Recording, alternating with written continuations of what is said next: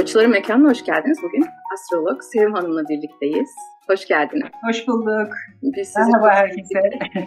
Şimdi bugün Plüto'yu konuşacağız. Plüton'un Kova burcu geçişini konuşacağız. 20 yıllık bir süreden bahsediyor olacağız. Ama önce Plüto nedir hiç bilmeyenler için oradan başlayalım diyoruz. Ona göre devam edeceğiz. Tamam.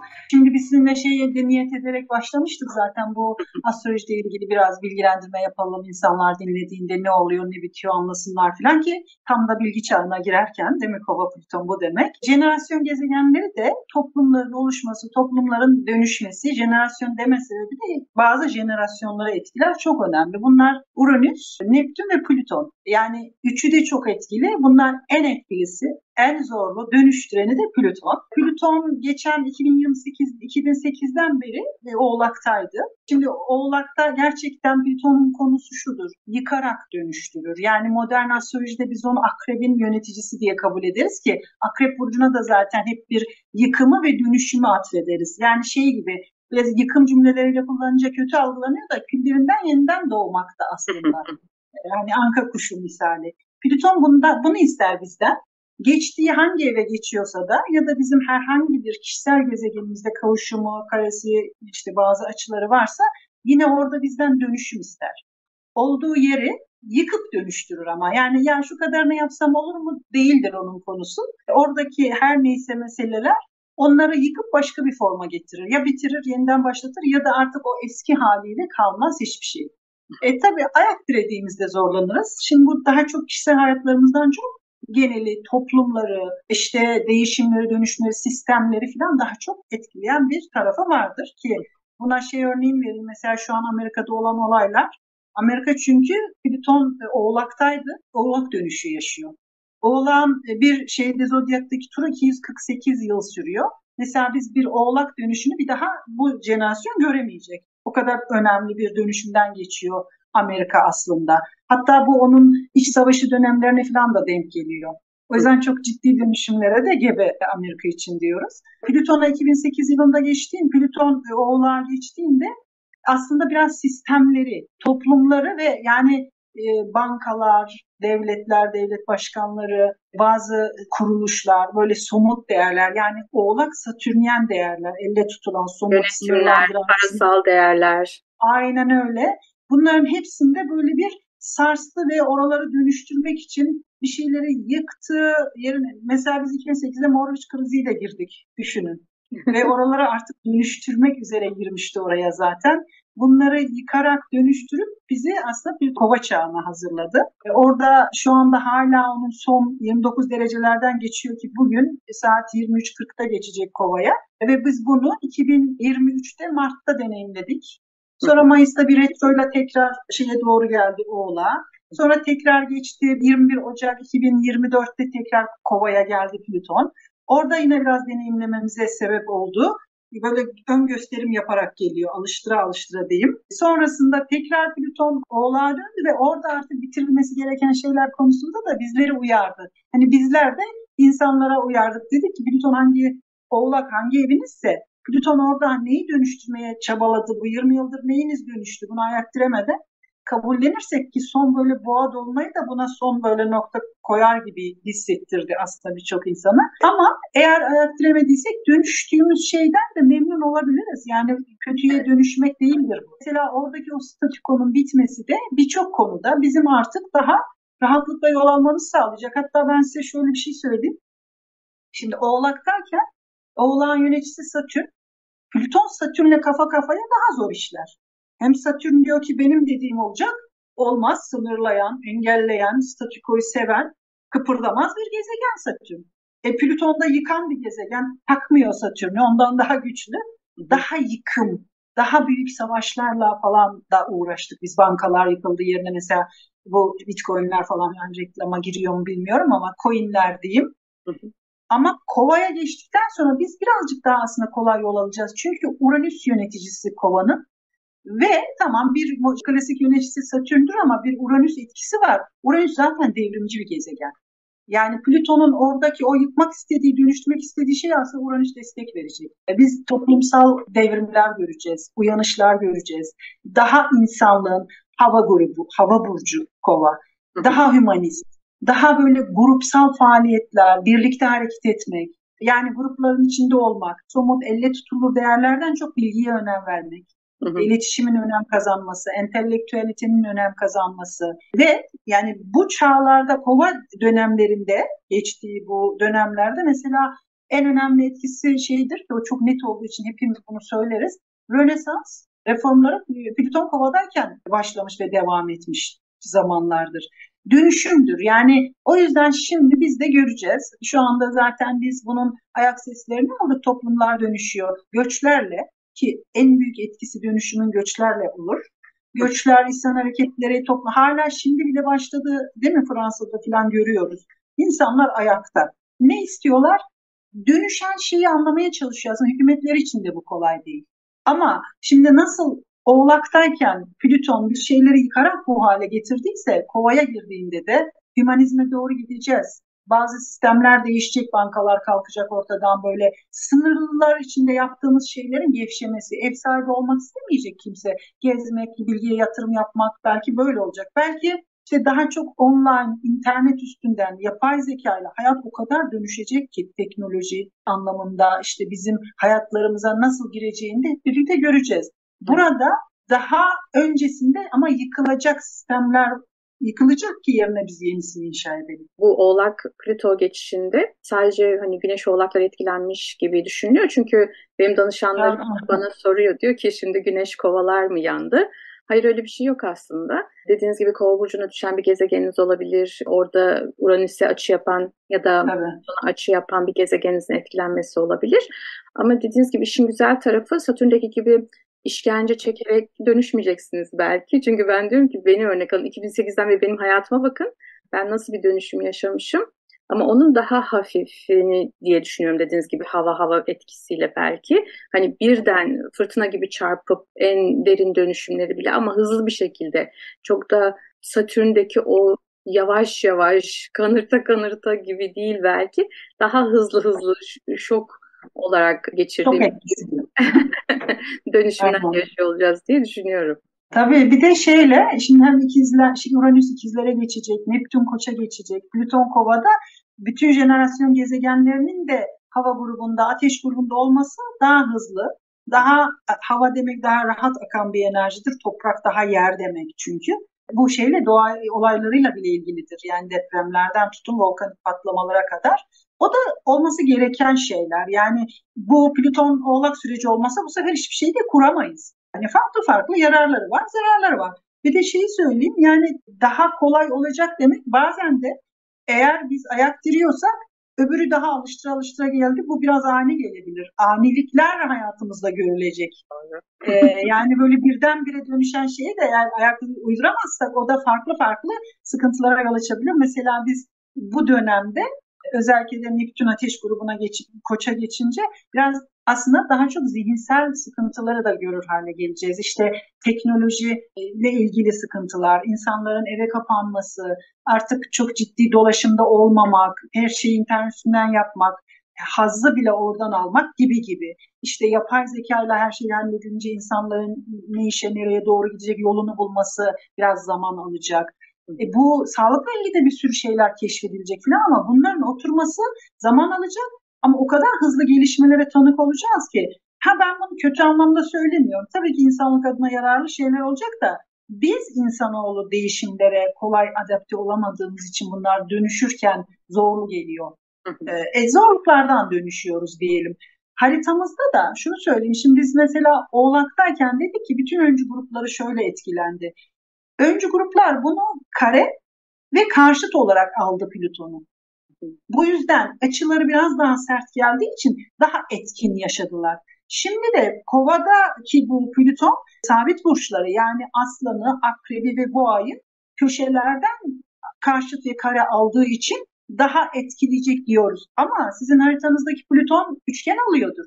Sizin haritanızdaki Uranüs bundan olumlu etkileniyordur. Sizin Güneşiniz bundan olumlu etkileniyordur. O yüzden genel söylediğimiz şeylerde bizlerin de gerçekten çok dikkatli olması lazım.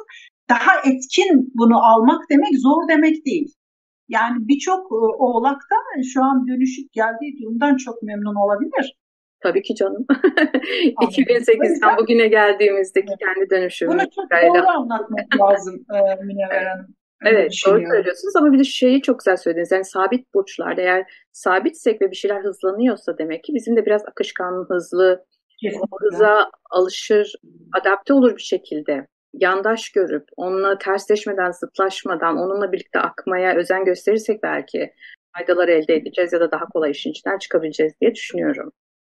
Kesinlikle. Şimdi bir de bu dedim ya, biz birinci programda sizinle zaten şeyi konuşmuştuk. Bizim dönüştürebileceklerimiz var, bir de kabul edeceklerimiz var. Şimdi Plüton, yani jenerasyon gezegenler bizim kabule açık olmamız gereken alanlar. Hangi evimize geldiyse, özellikle şimdi birazdan yükselenlere göre söyleyeceğiz. O konularda demek ki bir şeylerin artık dönüşeceğini kabul edip onun bir farkında olmak. Burada bana ne geliyor ve benim haritamdaki hangi açılar buraya hizmet ediyor? Hangileri zorluk çıkarabilir? Biraz bunun farkındalığıyla bu yolu yürümek. Yani biz 20 yıllık bir süreçten bahsediyoruz. Öyle 2044 yılına kadar devam edecek. Bugünden yarına olmayacak. O yüzden buna bir eyvah eyvahla yaklaşmak yerine yani buna bir ne bileyim tekamül, bir heyecanla ben neyi dönüştürebilirim, burada neye yardımcı olabilirim diye bakmak da başka bir bakış açısı olabilir. Bence böyle bakılmalı. Evet, çok doğru. Mesela şimdi girdiği evle ve o evdeki gezegenimle alakalı mesela önden çalışmalara başladım. Demek ki ben buralarda tetikleneceğim. O zaman önden ben buralarda bir iyileştirme yapayım. Evet. Gelen etkileri fark ettiğimizde tamam, demek ki buraya bir enerji koymam gerekiyor falan gibi algılamak lazım. O yüzden herkesin kendi kişisel haritasına çok bakması, onu az çok anlaması, algılaması. Geçen programda da çok güzel detaylar vermiştiniz. O programı da izlemeyenler lütfen gitsin izlesinler. Kendileri için çok kıymetli bilgiler barındırıyor. Kesinlikle. Yani biz zaten o programı sizinle öyle açtık. Umarım o konularda da devam ederiz. Kozmik kimlik. Yani hakikaten artık herkesin astrolojik haritasına şöyle bir bakıp ya benim Satürn'üm nerede, ben bu açıyı nereden alıyorum, Jüpiter'im nerede, şanslarım nerede, bunları bilmek kadar insanın yolunu kolaylaştıracak bir şey yok. Bir de tam kova çağına girdik. Şu kova çağı demek belki büyük oluyor ama kova zamanına girdiğimizde bu astroloji öngörülerinin de astrolojinin de artık daha bilgi olarak insanlara doğru akabileceğini gösteriyor. O yüzden bu bir işimize yarayacak yani astroloji. Belki de şu Satürn'den balık çıkarsa, biraz da bu alıklıktan ayılırsak bu astroloji işine de biraz daha hani Koç'a geçtiğinde o Mars enerjisiyle Kova'nın etkisi birbirini besler ve gerçekten ne kadar ciddi matematiksel bir altyapısı olduğu daha da anlaşılır ve etik standartlara daha da uygun hale gelecektir diye zaten gökyüzü vaat ediyor diyelim. Evet, gökyüzü de bunu vaat ediyor. Bizler de bunun için uğraşacağız diyeyim yani. Evet, doğrudur. Şimdi bazen ben şeyi söylüyorum zaten her video çekiminde, işte haftalık Instagram'da yayınladığımda, genel etkileri mutlaka dinleyin. Çünkü genel etkiler bizde aynen dışarıda yağmur var, ben şemsiye alayım mı almayayım mı demek gibi, yani düşünün. Bu bir genel etki ama beni de etkileyecek demektir. Sonra yükseleninize göre tabii ki bakın. Ama o yükselen siz hangi açılardan alıyorsunuz? %100 olmadan dinlemeniz gerektiğini de bilmenizde fayda var diyorum. Yani bu anlamda Plüton'un ben şimdi yükselen burca göre hangi ev konusunda, ev dediğimiz bu dünya meselelerini anlatan, ben bu dünyada demek ki Plüton'un bu göçünde şu konulardan etkileneceğim demek, konuları söyleyeceğiz. Ama bu konular sizin için kolay akar, şöyle akar, böyle akar diyemiyoruz çünkü açılarınızı bilmiyoruz. Ama bilin ki o konularla ilgili sizin dönüşleriniz, değişimleriniz, enerjiler akacak, gelecek önünüze. Gelecek meseleler bunlarla ilgili olacak. O bilgiyi vererek başlayalım. Bir zamanlar işte eski astrologlar Güneş'i de birinci eve alarak yorum yaptıkları ve bunu bildiğimiz için, Güneş'te irademiz olduğu için birçok şeyi etki edebilme, etkileme. O yüzden Güneş'e göre dinlemenin de bize faydası olduğunu, ama şimdi biz şu andaki kullandığımız zodyak düzenlemesine göre biz evlere bakarak bu yorumları yapıyoruz. Bu da yükselenler demek. Yani yükselen burcuna göre dinle, evet Güneşine göre de dinle, ama Güneşine göre dinlediğini daha senin iradeni koyabileceğin şeyler olarak algıla. Güneşine etki olarak algıla. Yani bir Güneşin Kovaysa evet sen daha fazla etki alacaksın da Güneşin Aslan'daysa karşıdan alacaksın. İşte Güneşin Boğa'daysa kare olarak alacaksın gibi. Bunun matematiğini yapabilir dinlerlerse gerçekten fayda görürler. Şimdi bizler de haliyle elimizde olmadan yükselenini bilmeyen, hiç mi bir şey almasın, dinlemesin diye tabii ki Güneşine göre de dinle diyoruz. Fakat doğrusu artık hani biz diyorum ya, Kova çağına da geçerken ki yeni jenerasyon artık doğum saatlerini net biliyor. Artık biz eski jenerasyonlar biraz o konuda zorlanıyor. Rektifikasyon denen bir şeyle de biz doğum saati de bulabiliyoruz. Yani yükselen gerçekten bizi tam anlatan bir yer olduğu için de bilmekte fayda var. O zaman ben Bilmeyenler de bugün evet. 19 Kasım bugün dediğiniz gibi tam Plüton'un Oğlak'taki son derecelerindeyiz. Son derece son. Son dakikalarını yaşıyoruz hatta. Tabii program belki bir iki hafta sonra yayınlanacak ama bu program aslında 20 yıl boyunca fayda sağlayacak bir program olacak. O yüzden ben de şimdi burada bir bilgi vermek istiyorum. Amerikalı bir astrolog hocamdan eğitim alırken danışanlarımın haritalarında çok işlediğini gördüm. Buraya önemlidir falan diye bir şeyler koysunlar. Şöyle demişti. Hani biz yükselene göre dinleyin diyoruz ya. Bazen tepe noktası diyelim Koç tepe noktanızdaysa çünkü o köşedir ve aslında hayatta hep o bir kariyer için uğraşırız ya, o kariyer neyse, ev hayatınsa, çocuğunsa, işinse, işte o neyse ama hayatta çok bizi etkileyen bir enerjidir o tepe noktası. Midheaven diye geçer. Haritaya ve o ruhsal enerjime ne kadar benzeştiğini anlıyorum. Şimdi Münevver Hanım, orada şöyle bir yanlış anlaşılma olmasın. Madem bu video 20 yıl dinlenecekse.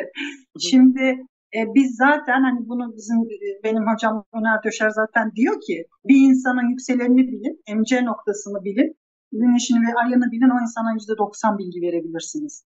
Evet, tepe noktamız çok önemli. Sizin oradan bilgiler daha net size akmış gibi görünüyor olabilir. Koç noktası dediğimiz noktaya alıp oradan baktığımızda biz şöyle de yapıyoruz. Bu biraz tabii derin astrolojik bilgi. Koç noktasını alarak bakıyoruz Davidson haritalar. İşte Ay'a göre bakıyoruz ruhsal durum. Güneşe göre alıp bakıyoruz, amaçlarımız hakkında bilgi ediniyoruz gibi. Bu kadar bakılabilecek yöntemler var ki, ama şimdi genel anlamda kabaca insanlar ya bir dakika benim hayatımda neler oluyor da baktığında doğduğu esnadaki ufukta hangi burç yükseliyorsa o benim hayatımdaki konuları belirleyen. Tepe noktası niye tabii ki daha çok bilgi verebilir? Çünkü bizim görünür olduğumuz alan. Dip noktası da aynı şeyi yapabilir. Biz zaten diyoruz ki 1, 7, 10 ve 4 evi bilirseniz siz hayatınızla ilgili çok şeye hakim olabilirsiniz. Bunları da tabii önceleyerek bilmem ama çok karmaşa yaratabilir. Yani Burada birileri bilgi olsun ve derin astroloji hani bilgisine sahip ya da onu öğrenmeye çalışan, kendinde bunu içselleştirmeye çalışan insanlar için de burada bir bilgi olsun. Bırakalım. Güzel oldu. Hatta dediğiniz gibi o 4. ev konusu da aslında kök morfik alanla alakalıdır. Onu da belirtelim. Evet, o da sizi aslında Güney Ay düğümü gibi etkiler. Oraya da dikkat etmek lazım. Yani sizi aşağı çeken şeylerin donelerini belki oradan da edinebilirsiniz diye. Başlayalım ama biz şimdi yükselen koçlar gibi konuşacağız. Genel herkes dinlesin diye. Aynen, herkes dinlesin ve bundan zaten diyorum ya biz kabaca söyleyebiliyoruz konuları. Açıları falan da nereden geliyor, dediğiniz gibi ay düğümleri nerelerde, bunlar birçok şeyi tabii değiştirecektir. Ama biz kabaca mesela yükselen koçlar 11. evinden alacak. Onların tepe noktasından geçti Plüton Oğlak, onların tepe noktası ve o kadar iş konusunda dönüştüler ki belki çok koç iş değiştirdi. Dönüştü, alanı değişti. Şimdi o Plüton oradan çıkıp Kova'ya geliyor. Kova 11. evi. Gruplar, organizasyonlar, yeni arkadaşlıklar, yani öyle gruplar içerisine girip öyle dönüşümlerden geçebilir ki kendi bile bu 20 yıl sonrasında ya bir dakika ben neredeydim dedi, bilgi olduğu için bilgi paylaşmak, bilgi yaymak. Aynı zamanda 11. ev umutlar evidir. Umut ettiği şeylerin de dönüşerek, değişerek gerçekleşmesi gibi çalışma durumu var. Evet. Sizin başlattığınız işlerin büyüme, umut ettiğiniz şeylerin önünüze gelme, bu dönüşüme yardımcı olursanız ciddi gruplar içerisinde bulabilirsiniz kendinizi ki Kova'nın zaten asıl evidir 11. ev. Orada daha da iyi işleyecektir Plüton'un bu geçişi. İnşallah, ağzınıza sağlık. Yükselen koçlara da hediye ediyoruz ya da koç hangi evinizdeyse o konularda böyle hissedeceksiniz diyebiliriz. Yani. Aynen o çok güzel bir şey oldu, bilgi oldu. Koç hangi evinizdeyse onun şeyine düşecek çünkü. 12 değil 11. Ondan 2 ev önceki eve düşecek. O konularda sizde bazı dönüşümler, değişimler getirecek demek. Gelelim boğalara. Şimdi boğalar sabit bir burç. Sabit burçlara özel, hani çünkü onlar kareler, köşelerden alacak. Tepe noktasından alacak. Yani şimdi oğlaklar zaten Uranüs'ün etkisiyle 7 yıldır. 7 yıl tam işte 2026'da dolacak. Dönüştüler. O kadar çok değişti ki boğaların hayatı böyle, hem de Uranüsyen etkiyle. Şimdi Kova orada, Plüton oradan tepe noktasından İş konusuyla ilgili yaşadıkları herhangi bir durum varsa, sıkıntı, bununla ilgili değiştirmek istedikleri, dönüştürmek istedikleri konular önlerine gelecek. Ve bu köşe ev olduğu için ev hayatlarından tutun kendi sağlıkları, evlilikleri, ortaklıkları her şeyi etkileyecek bir dönüşüme doğru gidiyor olabilir boğalar. Meslek değiştirebilirler, yeni işlere adım atabilirler, birçok işi bir arada yapabilirler. Dönüştükleri şey onların görünür olmalarını sağlayabilir. Bu anlamda aldıkları tabii açılara bağlı olarak da oraya hizmet etsinler diyelim. Ve özellikle de uyaralım sabit burç olduğu için ayak diremek yok dönüşüme. Sevgili boğalar. Evet. Demiş olalım. Şimdi geldik ikizler burcuna. Yani yükselen ikizleri konuşuyorum. Evet. Yükselen ikizlerin şeyden alacaklar. Şimdi mesela yükselen ikizlere üçgen yapacak. 9. evlerinden alacaklar. Üçgen etkileniyorsa benim ASC, demek ki daha benim güçlü etkilerle kendimi göstermem önemli olacak. Nerede?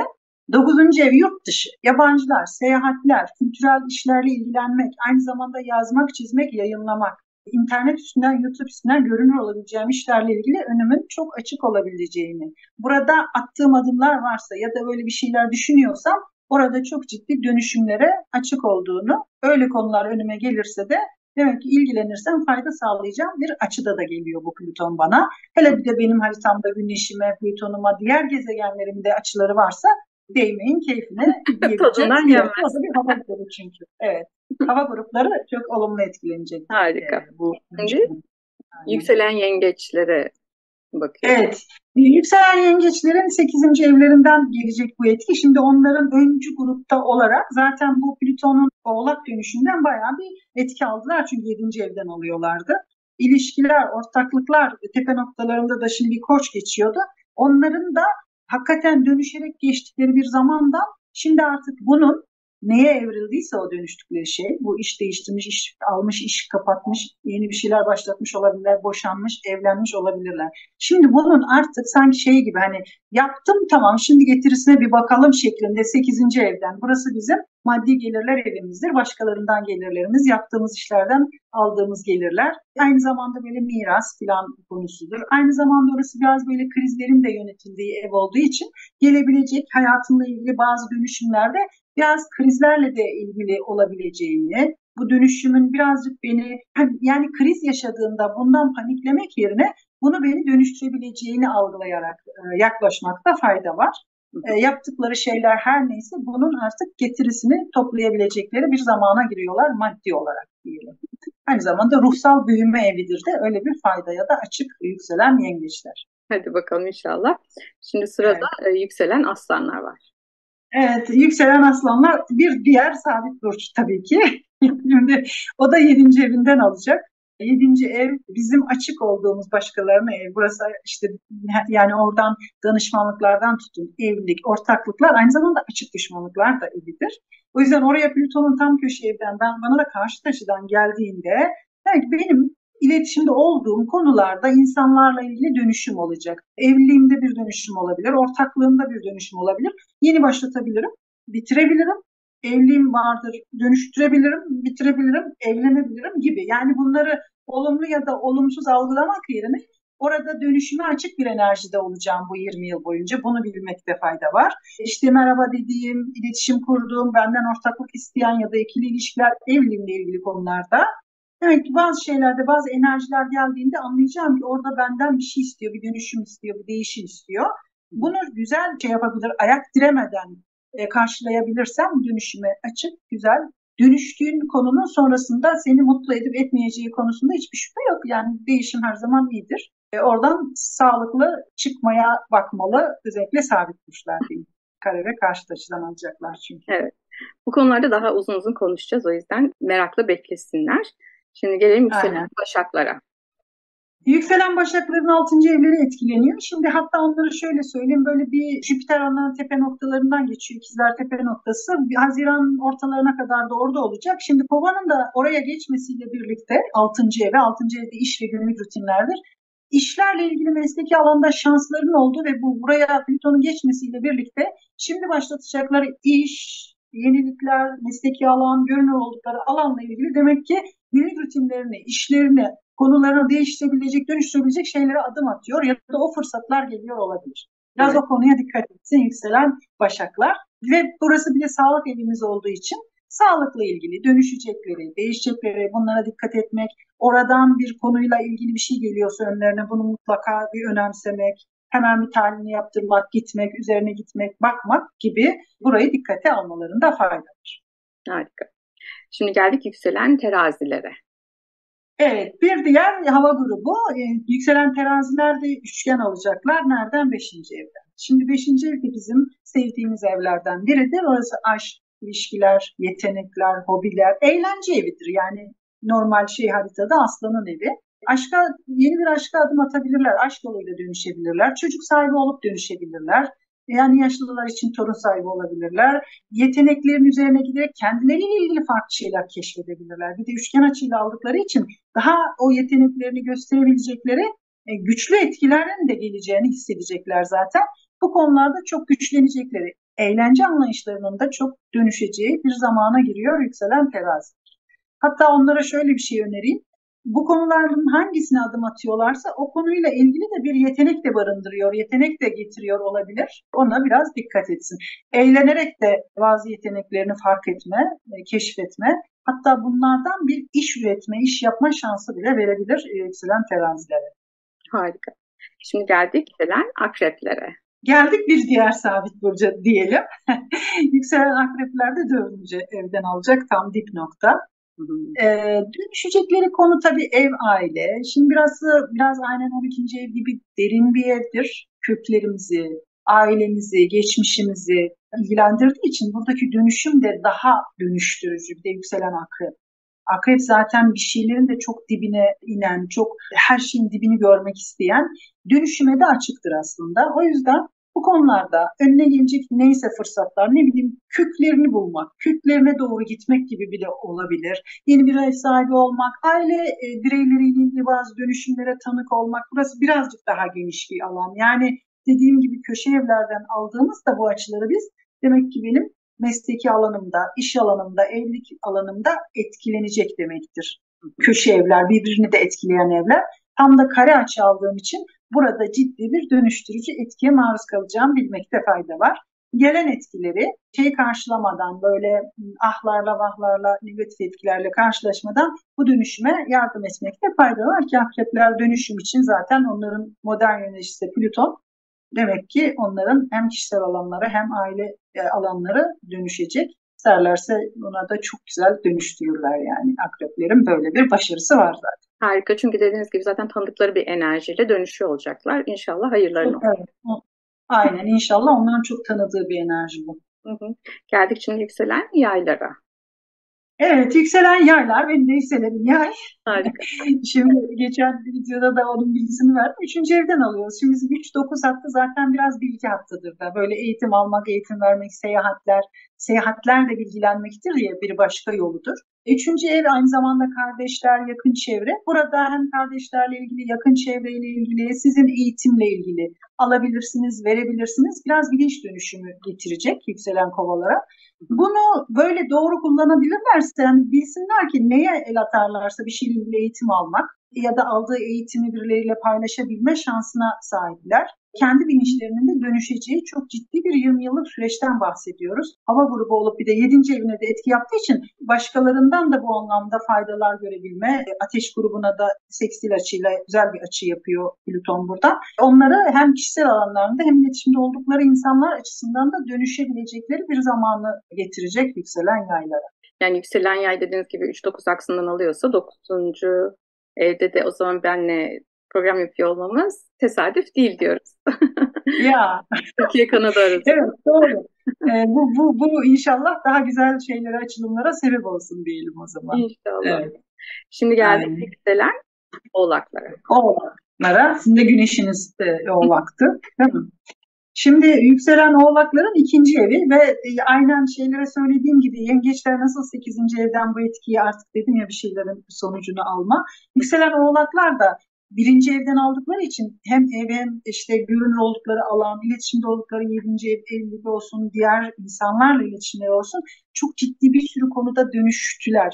Dönüşürken de bunları hep kendi üstlerinden yaşadıkları için o yüzden zorlanma gibi geldi.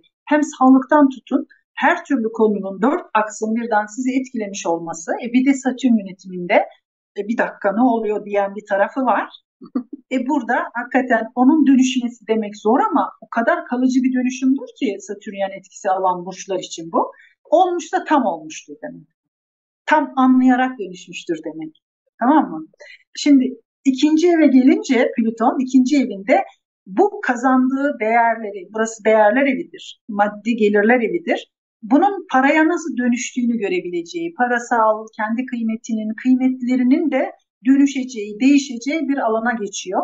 Ve bunun ben ciddi bir dönüşten geçen oğlaklar için ciddi anlamda, hatta Koç onların 4. evlerinde şey yaptığı için, hatta belki işlerini de eve taşımış, evden bir şeyler yapıyor olma ihtimalleri çok yüksek. Bunun örneksiz, evet. Bunun getirisini alacakları çok önemli bir 20 yıllık sürece doğru gidiyorlar ve aynı zamanda kendi kişisel değer evidir burası. Öz değerinizin de yükseleceği, bunu daha görünür, daha şey yapar, insanlara sunabilir hale geleceğiniz bir zamana gelmiş oluyorsunuz sevgili oğlaklar. Sevinin artık oğlaklar.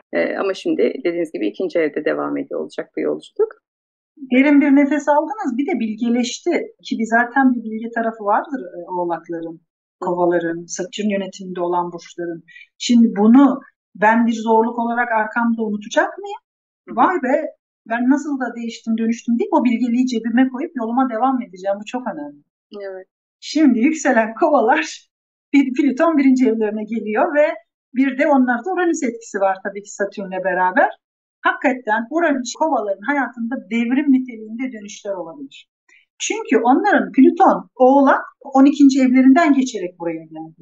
Evet. Onlar öyle bir bilinç dönüşümünden geçtiler ki şimdi onu fark edecekleri. Hani bir kovanın hayatına bakıp ya bundan nasıl böyle şeyler yapıyor, zaten çok kovalar için bunu demeyiz ama daha büyük hareketler gelebilir.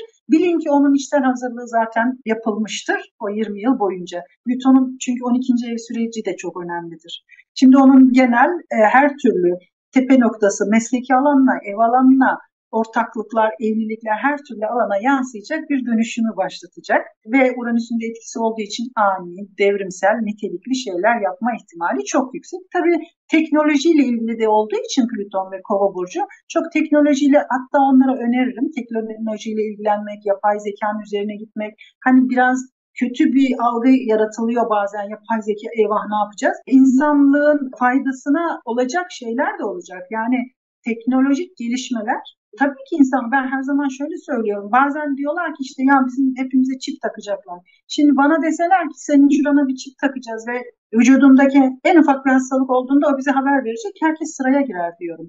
O yüzden bu tarz böyle gelişmelere insanlık adına da çok güzel hamleler olduğunu unutmadan yaklaşmakta fayda var. Sadece korkuyla yaklaşmanın hiçbir faydası yok. O zaman yapılabilecek güzel şeylerin önüne geçmiş oluyoruz. Sadece engellemiş oluyoruz bu sefer. O yüzden böyle bakmakta, bunu özellikle Kova'da konuşuyor olmamız da çok ilginç oldu. Yükselen Kovalar ve Güneşi Kova olanlar da o anlamda, hatta Ayı Kova olan sizin dediğiniz tepesinde Kova burcu olanlar için çok ciddi teknolojiye, yeni gelişim şeylerine çok açık olduklarını, bunlarla ilgilenseler daha iyi olabileceğini de söylemiş olayım. Mesela burada Kanada'da işe alım yöntemleri arasında 5 tane soru soruyorlar. Sadece 5 soru ve 50 kelimeyle işte 100 kelime arası bir yazı yazmanızı bekliyor her soru için.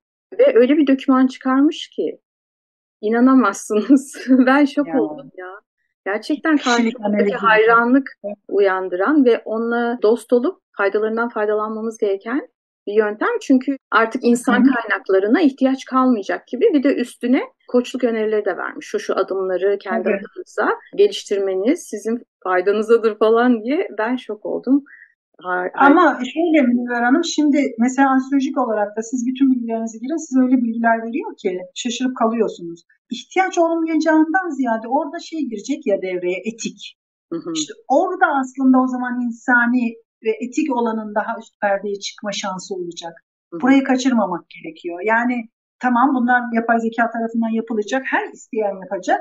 Orada etiği, doğru olanı eğri olandan ayırmakla ilgili bir durum yaşayacağız. Hı hı. İşte orada Yok, belki o insan zaman insan kaynaklarının faktörü. özellikle hani işe doğru insanı doğru yere koymakla alakalı bir görevleri var ya. Ama bir insan bir insanı ne kadar anlar? Belki de Tabii. kendi cümlelerimizle anlattığımız ve bu artificial intelligence'ın bize kendimizi anlattığı ve işte bu kişi şuraya cuk diye oturuyor dediği noktalarda Aha. gerçekten efektif işe alımlar yapılabilir ama dediğiniz gibi başka bir danışmanlıksa orada illaki insan faktörü ve etik göz ardı edilmez, edilmemeli de zaten. Edilmemeli. Aynen. Balığı da bitirelim mi? Şimdi balıkları kızdırma. Şimdi geldik yükselen balıklara. Evet, şimdi yükselen balıkların aynen kovalar için söyledim. Onlar 12. evlerinden bir Plüton geçişi alacaklar. Şimdi yükselen balıklar bir de böyle Neptün onların 1. evinden geçiyor. 2026'da bitecek. Ciddi anlamda zaten balıkların böyle bir spitül bir enerjileri vardır. Yani onlar çok sınırları yoktur. Daha esnektirler, esneyebilirler falan. Hani bu çok güzel bir şey olsa da bazen onları da dağıtan, sanki irade koyamıyorlarmış gibi algılanan. Halbuki bu bir sevgi iradesidir. Orada bir yanlış anlaşılma olmasın. Şimdi Satürn oraya geldiğinde 1. eve onları biraz bu anlamda ayakları yere sağlam bastırdı. Biraz o konuda onları şu an şeyden geçiriyor. Şimdi Satürn'ün burada olması aslında bu Plüton'un bilinçaltından geçişini biraz daha kolaylaştıracak. Çünkü onlara azıcık ayakları yere sağlam basan ve daha sorumluluk alma, disiplin olmayı öğreterek çıkacak öğrenen balıklar için. Ondan sonra da düşünsenize bilinç dönüşümü daha kolay ve daha farkında olabilir. Bir de yükselen balıkların modern yöneticisi Neptün çok ciddi bir ilahi şeye hakimler, bilgiye, sezgi olarak. Şimdi Plüton'un da 12. evde o dönüşümüne izin verirlerse çok güzel, çok ciddi bir spiritüel alanda yeteneklerini ortaya koyabilecekleri, kendilerini gösterebilecekleri, bunu fark edebilecekleri bir dönüşüm yaşayabilirler. Bunun farkında olsun yükselen balıklar demiş olalım. Evet ve dediğiniz gibi o 12. alanda normal zodyakta kendi evleri zaten. Evet, Daha derine indikleri, belki işte kovanın da etkisiyle ilahiden aldıkları mesajların daha hızlı ve çabuk geldi ve onları daha da farkındalığı oluştu. daha şekle sokabilecekleri ya da Aynen bir ve hani zaman. kalıba sokup hani düşüncenin dışında kelimelere dökülen bir anlamda olabilir. Aynen. Yani umalım bu Plüton süreci kova hem insanlığa hem de işte onunla birlikte bizlere kişisel olarak da güzel dönüşler getirsin. Ama hani biraz da bir dünya genelinde ciddi yani sistemler yıkılacak ki yerine gerçekten başkaları olsun. Görüyorsunuz banka sistemlerinden tutun işte savaşlarla sınırlar değişecek. Yani hava grubu göç demek. İnsan hareketleri o kadar çok artacak ki dünyada dönüşmek zorunda kalacak. Yani bundan da çok korkmamak lazım. Rönesans'a gelmeden önce de insanlar düşünün bir öncesinde Plüton'un Oğlak sürecinden, o imparatorlukların o baskıcı sürecinden isyanlarla çıkmışlar ve demokrasiler, cumhuriyetler kurulmuş. O yüzden güzel zamanlara doğru yürüyoruz. Bunu ben söylemiş olayım. Aynen yani Öyle görünmese de doğru buradan zamanı bakınca. şu son 4-5 yıldır da mesela ben şeyi çok seviyorum, her seferinde de söylerim. Bu karavanlara binip gezen insanlar var ya, insanlar daha gezmekte ve daha Özgür. bir yere sabit olmamakla, daha dünya vatandaşı olmakla, hatta belki sınırların hani değişmesi değil de kalkması gibi olgularla karşılaşabileceğimiz günlere gittiğimizi düşünüyorum. Evet o etkileri dediğiniz gibi biz ufak ufak da aslında görüyoruz, hissediyoruz ve gerçekten hissediyor insanoğlu aslında Münevver Hanım. Yani bazen biz şaşırıyoruz falan ama hissediyoruz olacaklarını. Umarım hepimize hayırlı olsun bu 20 yıllık süreç. Ama en önemlisi de gene altını çizelim. Sizin hangi evinizden geçiyor şu an onu bulmaya çalışın. Sevim Hanım ulaşın, çok güzel bir anlatımı var. Yani dediğimiz gibi danışmanlık almak artık o kadar zor, pahalı işler de değil. Evet, Bence insanın kendine yaptığı böyle bir yatırım çok kıymetli. çok. Değerlendirsinler. Özellikle böyle bir tam şey değişimi, ne denir ona? Dişli değişimi gibi, bir makinenin dişlisinin değişimi. Önemli bir zamana geçiyoruz.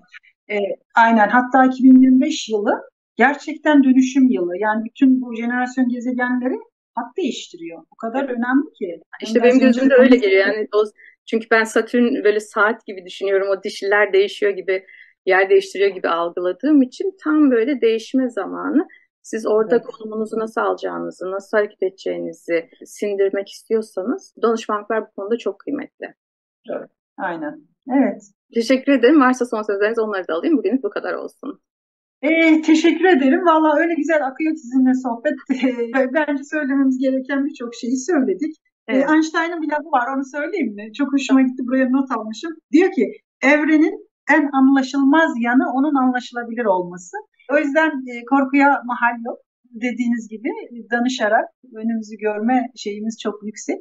Bu konuda da lütfen herkes hani bunu çok gözünde büyütmeden kendi de bakabilir, biz o bilgileri de veriyoruz. Danışmanlık da alabilir. Çok önemli bir zamandan geçiyoruz. Bunu bilmelerinde fayda var gerçekten. Evet. Korkmak yerine. Evet. Bugünlük de bizden o zaman bu kadar olsun. Bir dahaki programa Evet. görüşene kadar hoşça kalın. Hoşça kalın. Görüşmek üzere.